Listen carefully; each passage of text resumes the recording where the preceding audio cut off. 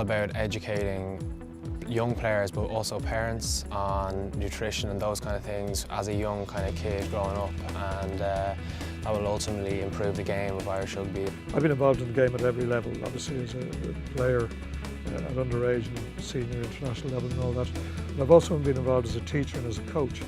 And it's something that has been a huge issue over the years. And it's not just in rugby, but certainly in rugby it's very relevant. And that's parents on the sideline who abuse their position in many ways. But a lot of parents want their children to be perhaps what they never quite were. I think they've more and greater opportunity now than we ever had in times past, whether it was as an amateur game or a professional game. And for that, great credit to the IRFU for how they're going about their business. For most schools and clubs from the age of 15 onwards, rugby is a serious competitive sport.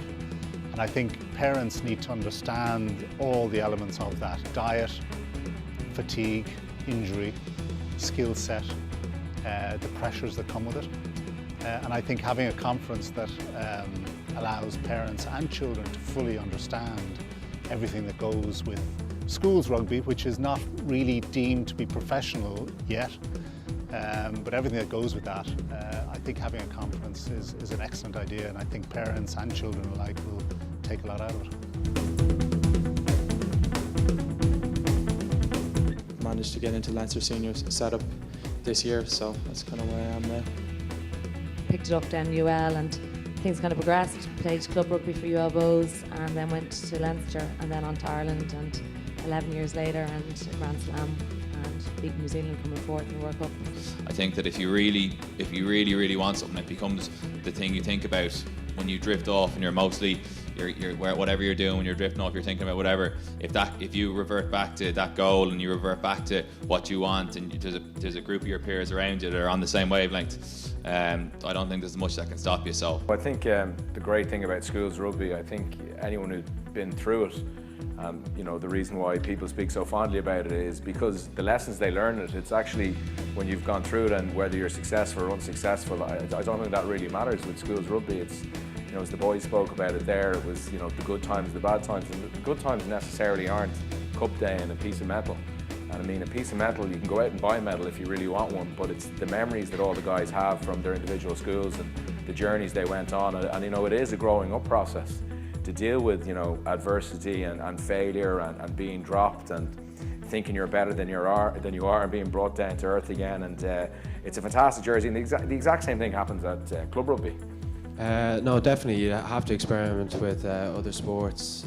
Growing up, I played a lot of golf and tennis and a bit of swimming as well, and it's hard to say, but I think all those things had a part of my rugby in a way, just because very kind of competitive in each of the sports. I think that kind of brought through my rugby, so I think it's very important, especially as a young kid, trying out all different types of things, because you can learn a lot of skills from those things that you can bring in towards rugby.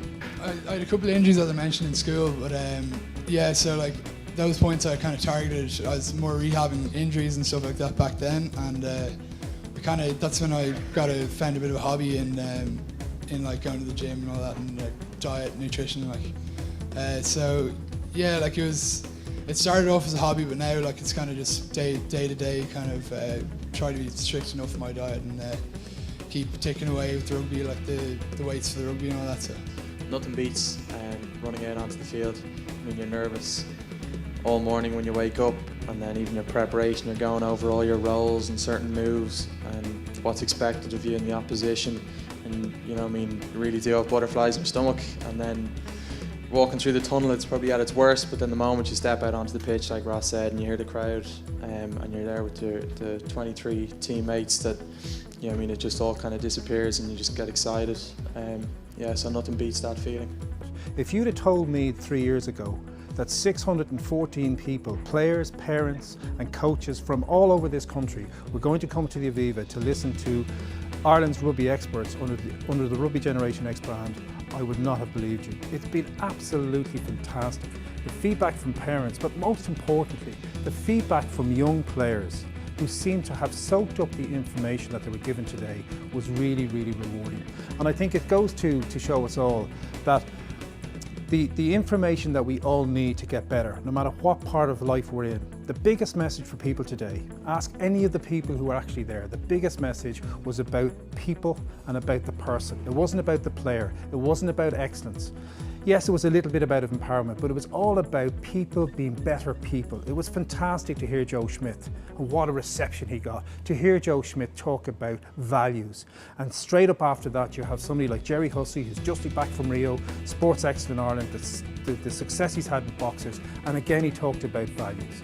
And that's what Rugby Generation X is all about. It's about empowering young players, young people, boys and girls, to be better people so that they can be better players. This is a Trainers Level Station. This is going to go next year in the month of August to Munster, Ulster, Leinster and Connacht. So our intention with Rugby Generation X and the team behind it is, yes, to go regional, to bring it to the regions and to give all players from the ages of 13 up to 17, 18 the opportunity to experience what the players here today experienced. So the ambition of Rugby Generation X is, yes, to go regional, but if all of the institutions and if all of the stakeholders, not just the players, all of the stakeholders in the game get together, then we can be a first for Ireland. It's very, very clear to see that this train has a long way to travel, and I think all involved in Rugby Generation X, in sporting parlance, game on.